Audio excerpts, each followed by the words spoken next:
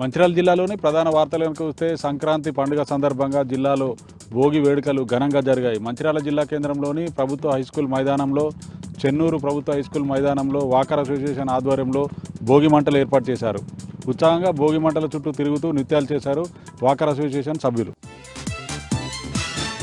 మంచిర్యాల జిల్లాలోని మిగతా వార్తలను చూస్తే సంక్రాంతి పండుగ పూట జిల్లాలో పందెం రాయుళ్లు రెచ్చిపోతున్నారు.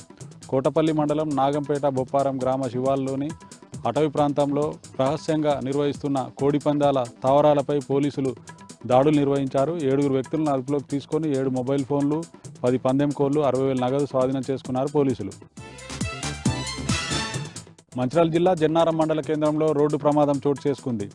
జన్నారం నుండి ఇందన్పల్లికి వెళ్తున్న ఆటోను, మంచిర్యాల నుండి నిర్మల్కు వెళ్తున్న నిర్మల్ డిపోకు చెందిన ఆర్టీసీ బస్సు ఆటోను వెనుక నుంచి ఢీకొట్టిన ఘటనలో 4 ప్రయాణికులకు తీవ్ర గాయాలయ్యాయి. హుటాహుటిన స్థానికులు వారిని ప్రభుత్వ ఆసుపత్రికి తరలించారు. మంచిర్యాల జిల్లా బెల్లంపల్లి పట్టణంలోని ప్రభుత్వ ఏరియా ఆసుపత్రి ముందు సిఐటి ఆధ్వర్యంలో మెడికల్ అవుట్సోర్సింగ్ ఉద్యోగులు ఆందోళన చేపట్టారు. 6 నెలలుగా రాష్ట్ర ప్రభుత్వం జీతాలు చెల్లించకపోవడంతో తాము పండుగ పూట పస్తులు ఉంటున్నామని, వెంటనే పెండింగ్లో ఉన్నటువంటి 6 నెలల జీతాలు వెంటనే విడుదల చేయాలంటూ మెడికల్ అవుట్సోర్సింగ్ ఉద్యోగులు డిమాండ్ చేశారు. కొమరంభీం ఆసిఫాబాద్ జిల్లా ప్రధాన వార్తలు కనుక చూస్తే ఆసిఫాబాద్ నియోజకవర్గంలోని రెబ్బెన, ఆసిఫాబాద్, కెరామెరి మండలాల్లో పలు అభివృద్ధి కార్యక్రమాలకు శంకుస్థాపనలు, ప్రారంభోత్సవాలు చేశారు మంత్రి సీతక్క.